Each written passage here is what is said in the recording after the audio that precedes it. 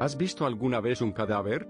¿Cuál es la historia? Un viejo guardia de seguridad llamado John solía alquilar nuestro piso de arriba. Era un tipo agradable. Tenía un montón de refrescos y siempre tenía algunos para nosotros, los niños. John solía trabajar por las noches, así que no era raro que no nos cruzáramos con él o lo viéramos mucho, ya que dormía durante el día. Un día, un policía se presentó en la casa, y yo abrí la puerta sin saber qué había hecho. Pero resultó que estaba allí porque yo no había entrado ni se había puesto en contacto con la empresa de seguridad para la que trabajaba en una semana. Me preguntó si podía subir a comprobar si John estaba allí, así que mi madre, el policía y yo subimos a su habitación. Abrimos la puerta y lo único que recuerdo es que vi un brazo azul colgando de la cama antes de salir corriendo. Supongo que había muerto mientras dormía. Era viejo y viudo y estaba como en el punto en el que solo quería volver a ver a su mujer. Así que fue triste, pero murió de forma natural. Gracias por todo el refresco, John. Cuando tenía 11 años vivía solo con mi padre porque él y mi madre se habían divorciado hacía unos 6 años. Tenía diabetes y era propenso a las convulsiones. Un día volvía a casa en bicicleta desde el colegio. Abrí la puerta principal y le vi sentado en el sofá con la cabeza hacia atrás. Al ser un niño, no le di demasiada importancia y pensé que estaba dormido. Cogí una almohada, se la lancé y le dije hola. Estoy en casa, pero no dijo nada ni reaccionó. Fue entonces cuando me quedé helado. Miré más de cerca y vi que le corría sangre por la barbilla desde la boca. Supongo que tuvo un ataque mientras yo estaba en la escuela. Se mordió la lengua y se ahogó en su propia sangre. El único cadáver que he visto fuera de un funeral. He visto unos cuantos, pero el que se me quedó grabado fue cuando estaba en las Fuerzas Aéreas de Estados Unidos, en Bosnia. Iba en una caravana de Chevy Suburbans negras, y vi un cuerpo en un río enganchado a la rama de un árbol. El cuerpo se movía con la corriente pero tirando de la rama con la cabeza bajo el agua. Me hizo entrar en pánico y les dije a todos los del vehículo hay un cuerpo en el río, y a nadie le importó. Más de lo que puedo contar. Servicio de emergencias y bomberos antes de trabajar como técnico de urgencias, escuela de medicina, residencia y un par de años de práctica. He visto homicidios, suicidios, sobredosis, muertes por incendio, traumas contundentes, traumas penetrantes, descomposiciones y descompensaciones, niños y adultos. He intubado y sacado tubos respiratorios. He sido responsable directa e indirectamente de muertes. He dado la noticia a las familias. Asumo ese riesgo y esa responsabilidad a diario. Algunos se quedan conmigo, otros no. La que recuerdo más vívidamente fue en mi primer año de residencia. Teníamos a una mujer motera en la UCI que no tenía familia, ni visitas, ni parientes cercanos. Tenía un tutor designado por el Estado. Se nos habían acabado las cosas que podíamos hacer, y estábamos más allá del punto en el que tendría alguna posibilidad de recuperación significativa. Así que me tocó a mí conseguir que el tutor estatal aprobara la retirada de los cuidados. Una vez hechas todas las llamadas y obtenida la aprobación, entré con la enfermera que me ayudó a cerrar el respirador. Vi que tenía un tatuaje con el nombre de un grupo musical. Así que puse Spotify y puse sus mejores canciones. Le quité el tubo y la cogí de la mano durante los 18 minutos siguientes hasta que se quedó sin fuerzas y dejó de respirar. Últimamente me ha jodido porque recuerdo lo triste que fue que no tuviera a nadie conocido cerca cuando murió. Fue la única retirada de cuidados que tuve que hacer así, hasta COVID. Vi a un hombre tener un ataque al corazón a 45 millas por hora, mientras conducía su camión por una calle de la ciudad llena de gente, justo al lado de algunos niños de la escuela secundaria. Su último acto en esta vida fue girar a través de 3 carriles de tráfico, saltar una acera vacía y plantar su camión de cabeza en una barrera de hormigón. Yo estaba demasiado lejos para ayudarle, pero vi como unos desconocidos le sacaban y le hacían la reanimación cardiopulmonar, y luego llegaron los médicos, que se encargaron de sacarle de allí. El daño del accidente, más el ataque al corazón, significó que estaba muerto antes de que lo sacaran del camión, así que esto apenas cuenta. Además, si su camión hubiera ido en dirección contraria, me habría golpeado a mí en lugar de a la barrera. Esto me recuerda a la muerte de mi padrastro. Era un cabrón en muchos sentidos, pero que me aspen si no admito que fue inteligente y salió adelante cuando realmente contaba. Aunque no lo experimentara personalmente por mi propia situación. Era un conductor de semicamión, que iba por una carretera. Por lo que puedo recordar, había una construcción, cuando no la hay, pero no tenían las luces encendidas como deberían. Tenía 2 opciones: girar hacia el carril de al lado, sin duda matando o hiriendo gravemente a la señora que estaba a su lado, o reducir la velocidad lo mejor que podía sabiendo que iba a chocar a pesar de todo. No tuvo tiempo de parar del todo. Fue una elección de una fracción de segundo, y decidió salvar la vida de la mujer. ¿Cómo lo sé? Porque la mujer se puso en contacto con nosotros para hacernos saber que la había visto. Al parecer, miró hacia ella en cuanto reconoció el problema y no chocó con ella. Si lo hubiera hecho, ella probablemente habría muerto o se habría visto terriblemente perjudicada, pero el choque entre un camión y un coche significa que probablemente habría sobrevivido. No lo hizo. Nunca vi su cuerpo.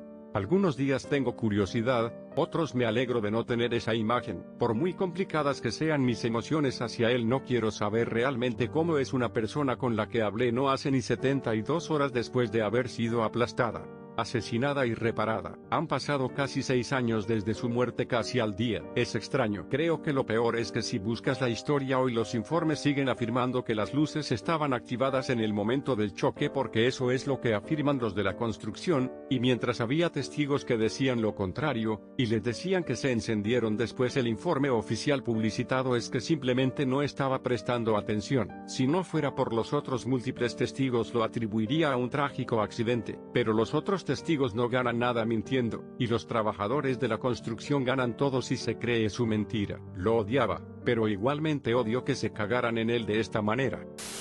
Mi padre murió de un infarto masivo cuando yo tenía 14 años. Hice la llamada al 911 mientras mi hermana mayor intentaba la reanimación cardiopulmonar. Eran como las 2 de la mañana y mi madre estaba en shock. Sé que lo vi, pero no recuerdo mucho. Hubo consejeros de crisis, no estoy seguro de su término oficial, que aparecieron poco después de los paramédicos para reconfortarnos a mí y a mis hermanos. Nos dijeron explícitamente que no miráramos a la habitación en la que estaba, pero yo lo hice de todos modos. Los únicos recuerdos que tengo de su aspecto después de su fallecimiento son lo morada que estaba su cara, y la forma de la bolsa para cadáveres en la que lo metieron. Sé que vi más que eso, pero los traumas son divertidos. La noche más larga de mi vida. Un vagabundo en París hace unos 10 años. Era febrero y había muerto congelado durante la noche en el andén de la estación de tren. Hicieron falta 5 hombres para subir el cuerpo a la camilla. Vi lo mismo en Ottawa unos años más tarde, a las 6 de la mañana, en la puerta del Rideau Centre.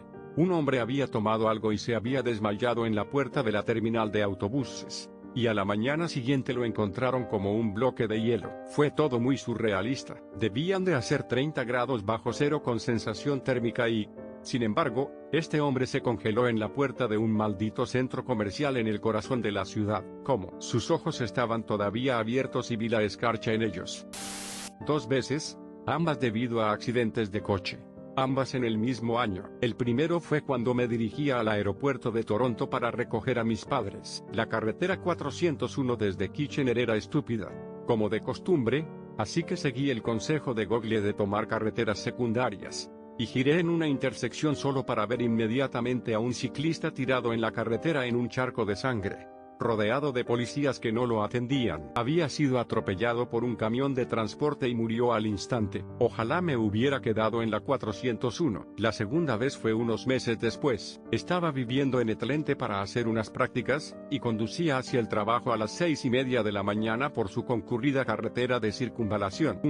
Algo apareció de repente en mi carril, y aunque me desvié lo mejor que pude, acabé atropellándolo parcialmente. No pude saber lo que era porque estaba muy destrozado incluso antes de golpearlo, pero pensé que tal vez era un ciervo. No, era una persona que había estado vagando inexplicablemente por la autopista, y fue atropellada por algo así como 3 semirremolques seguidos justo antes de que yo llegara. Bombero aquí. Mi primer cadáver en el trabajo fue un tipo que se suicidó en el bosque. Mi turno lo estaba buscando cuando dejó una nota de despedida. Entonces llámalo fe. 2 años después de su desaparición, un vecino lo encontró y mi turno iba a recoger los restos y ponerlos en la bolsa. Uno pensaría que después de 2 años solo quedarían huesos, pero sus piernas y parte del estómago seguían en estado de descomposición, y lo peor era el olor. Ahora creo cuando dicen que un cuerpo en descomposición es el peor olor que existe. Así que de alguna manera lo recogimos, y le dimos los restos a su familia para que lo enterraran adecuadamente. Vi a una niña de 2 años muerta que se había subido a una puerta en la mesa de centro y se había atragantado con una ventosa. Yo tenía 12 años. La madre salió gritando. Yo y 2 compañeros estábamos colgados en uno de sus porches, y entró y llamó a la policía y nos acercamos y miramos dentro. Tenía el pelo rubio y estaba toda azul. La sacaron en una camilla. Me rompió el corazón ver esa pequeña sábana en la camilla después de ver su cuerpo.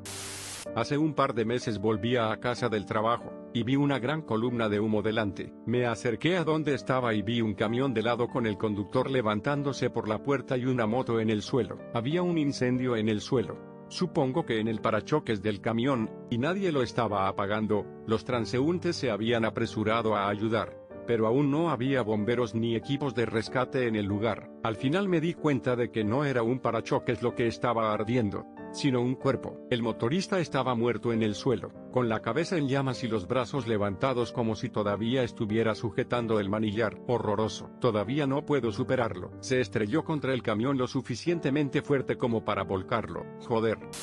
Mi familia y yo estábamos alojados en un camping cuando mi padre y yo oímos gritos para que alguien viniera a ayudar. Al parecer, otra familia que se alojaba en el camping estaba montando en ATVs cuando el ATV del marido había volcado, y necesitaban que alguien les ayudara a salvarlo porque estaba atrapado. Mi padre y yo corrimos hacia la camioneta, y seguimos las indicaciones que nos dieron por un camino de tierra muy accidentado para encontrar al marido aplastado bajo el ATV con el cuello brutalmente torcido. Antes de salir a rescatarlo, la madre y la hija mencionaron que se estaba comunicando bajo el ATV, por lo que encontrarlo de Ciesed estaba lejos de lo esperado. Después de levantar el ATV nos dirigimos a la carretera para avisar a los socorristas para que pudieran localizar el rastro. La madre y la hija pasaron llorando unos minutos después de que llamáramos a los socorristas. Se detuvieron y nos preguntaron a qué hospital lo iban a llevar para poder encontrarse con él allí. Decirle a la familia el nombre del hospital sin compartir lo que habíamos descubierto fue difícil, imaginando lo que supondría llegar al hospital. Todavía hoy me siento mal por la pérdida de esa familia. Me dirigía a la clase de anatomía cuando me di cuenta de que había sangre por todo el suelo, y un tipo gritaba: llamen a la ambulancia, y consigan una escalera. Vi a una señora consolando a un grupo de niños cerca. Todo lo que pude ver fue una zapatilla ensangrentada en el suelo. Pensé que era un apuñalamiento. Entonces miré hacia arriba y vi el cuerpo de este hombre en lo alto de la parada del autobús. El techo estaba hundido. Él estaba quieto.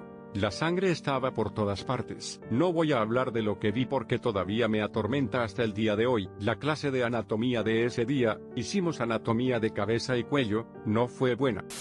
Varias cabezas recién cortadas al lado de la carretera. Fue una guerra tribal entre la tribu Dayak y la tribu Madura en Borneo en 1997-1998 en Indonesia. Fue la misma época en la que cayó el antiguo dictador de nuestro país, por lo que toda la policía y el ejército se trasladaron a la isla principal, Java, para gestionar el caos allí. Por lo tanto, mi isla, Borneo, se convirtió básicamente en un lugar sin ley. Mi familia es del lado Dayak, pero tratamos de evitar la participación directa y solo tratamos de sobrevivir básicamente. La cadena de suministro estaba totalmente destrozada.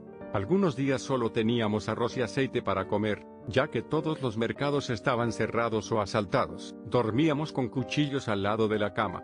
Teníamos un rifle en casa. Las armas de fuego son algo raro allí. A diferencia de los Estados Unidos, no había nada parecido a un spray de pimienta. Así que creamos una alternativa. Mi hermano y yo nos pasábamos las tardes moliendo chile de ojo de pájaro seco y mezclándolo con arena, y mis padres nos entrenaban para lanzarlo a la cara del atacante en caso de que alguien entrara en nuestra casa. Cavamos un agujero secreto en nuestra valla por si necesitábamos huir. Algunos de mis tíos y primos participaron directamente en la guerra, y a veces se comían el corazón del enemigo u otras partes. Un tío nos visitó y mi madre le preguntó cómo estaba. ¿Ya has comido? Y él respondió despreocupadamente: acabo de comer indomie, fideos instantáneos, con pies de bebé de Madura. Está bastante crujiente. En el pueblo de mi abuela, algunos adultos repartieron cecina humana a los niños, incluidos algunos de mis primos. Los primos dijeron que sabía bien. Un momento extraño. Un primo murió mientras mi familia realizaba nuestro viaje anual al lago. Ya había tenido problemas cardíacos y, cuando estaba tumbado en el tubo, Le dio un ataque al corazón y murió inmediatamente. Vi cómo la familia los sacaba del agua y empezaba a hacerles la RCP. También vi a los paramédicos hacer la RCP hasta el punto de que ella estaba tosiendo sangre a pesar de estar ya muerta. Tenemos una familia grande, 100, y estábamos en un lago público. Así que muchas otras personas en la playa también lo vieron. Mirando hacia atrás, creo que hicieron la RCP durante tanto tiempo porque teníamos mucha familia mirando, y los paramédicos no querían parecer que no lo intentaban. También estábamos en una zona muy remota, por lo que un hospital habría estado al menos a 30 minutos de distancia. El lago tiene ahora un banco con una placa con su nombre en su memoria. Tuve unas prácticas de 4 semanas en este lugar como tarea escolar. Cuando iba a dicho lugar tenía que tomar primero un autobús hasta el centro de viajes, y luego cambiar de autobús desde allí. Una mañana cogí el autobús como de costumbre. Me bajé en la central de viajes, y me senté a esperar el siguiente autobús. Me pareció que el primer autobús que cogí se demoró demasiado, y antes de darme cuenta un guardia de seguridad sacó del autobús a un tipo sin pulso. El tipo acababa de entrar en el autobús ese día como de costumbre, y luego murió en algún momento entre la subida y la llegada al centro de viajes, sin que nadie lo supiera. Un poco jodido para ser honesto. Mis padres, mi hermano pequeño y yo volvíamos a casa de visitar a mi abuela. Estábamos en una carretera que solía llamarse Maldita 29 antes de que se ampliara debido a la cantidad de accidentes graves. Era de noche y yo estaba jugando con mi Gamebo y cuando de repente frenamos. Al llegar un poco más adelante en la carretera mi madre empieza a gritar que no miremos por la ventana. Por supuesto que lo hago y cuando pasamos por la escena de un accidente realmente grave que debía de haber ocurrido veo un cuerpo maltrecho y ensangrentado sin cabeza tirado en la carretera. Nunca me quitaré esa imagen de la cabeza 26 años después. Me sentí diferente después de aquello.